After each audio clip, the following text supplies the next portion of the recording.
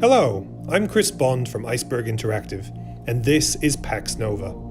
Pax Nova is a new 4X strategy game produced by Grey Wolf Entertainment. Following our work together on Dawn of Andromeda, in Pax Nova, you'll lead a team to explore, expand, exploit, and exterminate. This is the current alpha build of the game, so you might see some animations and assets we're planning to change, or bugs we're going to fix before we launch into early access later in 2019. We're starting here with our transport arc on an arid planet, and you see straight away that the terrain is more mountainous than other biomes. Every game of Pax Nova begins with your colony exploring a planet, and your first quest will be to build your first city. Each hex has its own randomized attributes that make certain developments more advantageous than others, so you'll want to look around and choose an area that's full of these opportunities. This area looks good. You'll see we've got lots of benefits for farming, industry, and research, but we can't build here because it's on top of titanium, one of the strategic resources we can mine. One hex up from here gives us good access to that, so let's select it. When you complete quests, you'll receive a reward and begin a new quest. Now we have a city, Baldur. We need to advance it from level 1 to level 3. We can see all sorts of attributes we'll need to manage here. Citizens, prosperity, harmony, our financial balance, pollution, and defense. Citizens are the key to your faction's growth, and they'll populate over time based on your settlement's prosperity. Prosperity is influenced by factors such as food production, citizen unemployment, and pollution. Forests provide natural reductions to pollution, while districts we build can add to it.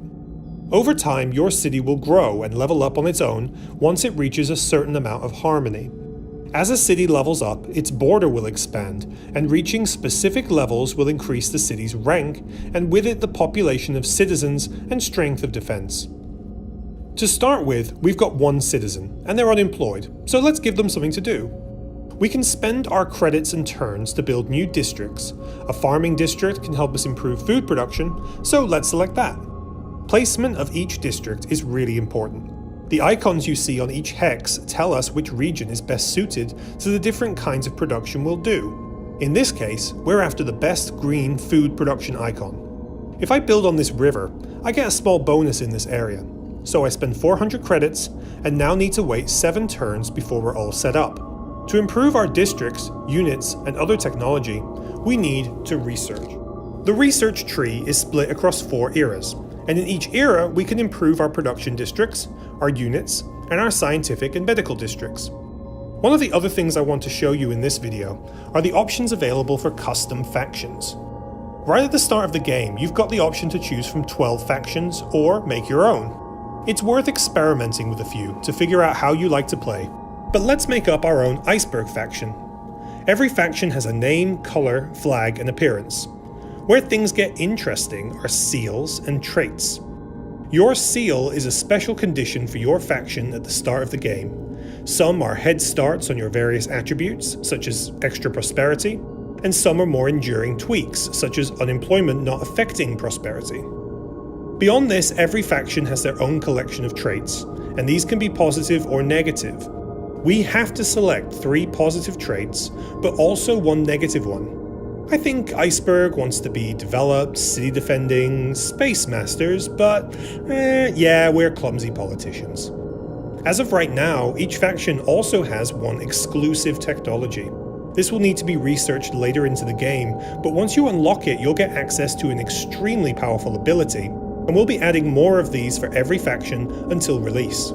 Beyond your custom faction, you're also going to be able to customize your own units, filling slots for attack, defense, and special. Special traits usually provide some sort of extra bonus, making a unit stronger or able to see further than others. New weapons can be researched, and the various attributes all affect combat, which we'll get to later. Speaking of units, it's worth investing in scouts as soon as you can, both on a planet and then beyond.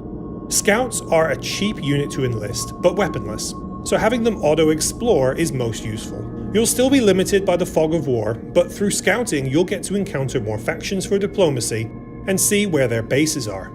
Diplomacy is the backbone of any 4X game. And in Pax Nova, you'll encounter several other factions to make deals with and start wars. Here's what our relationship looks like with King Duosi from the Dynasty of Suns. This is expressed as affinity, respect, and trust. We can see that Duosi respects us. We've got better technology and have won against the dynasty in combat. This respect is going to help us negotiate later on. Our affinity and trust are bad though, mostly because we're currently at war. But we're charismatic. We've got an open border agreement and an enemy in common, so if we could just end the war, I think they'd like us a lot more. So let's speak to them and see if we can make that happen. I'm going to propose that we sign a peace treaty, and as we're winning the war, we're pretty certain they're going to accept this. But that certainty means we probably could make some other demands, such as their faction seal. If you remember, our faction seal gives us a special perk, and so does every other faction's. Taking other seals, either by force or trade, will bestow on us even more strengths, and if we were playing a seal victory game, collecting 60% of these would win the whole thing. Seals are super valuable, but asking for this has made our proposal unlikely to succeed. Let's sweeten the deal. I'm going to throw some credits at this too. Okay, that's probably too many. Maybe we can get away with this? No, okay, it was worth a try. Alright, we'll throw in some influence too. That should do it. And there you go. We've ended the war and taken a seal. Our relationship is now greatly improved, and this is going to affect our relationships with everyone else. Probably the thing I'm most excited about in Pax Nova is going into space. This is where you first realize how big this game is, and where you really get to start exploring. In theory, we can head down to any colonizable planet we find and start expanding our territory, but most of the time it's not that easy. Planets tend to be occupied with other factions, so that means you're going to have to invade and engage them in combat.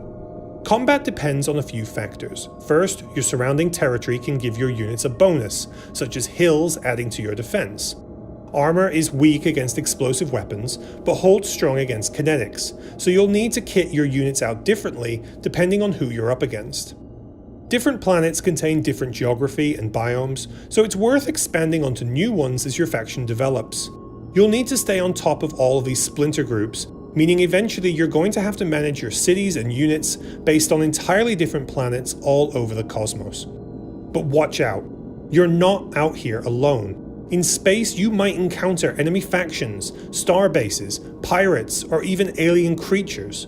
Sooner or later, you're going to have to fight, and if you win, you'll be richly rewarded. Thanks for watching. We can't wait to show you more of Pax Nova when it launches into early access later in 2019.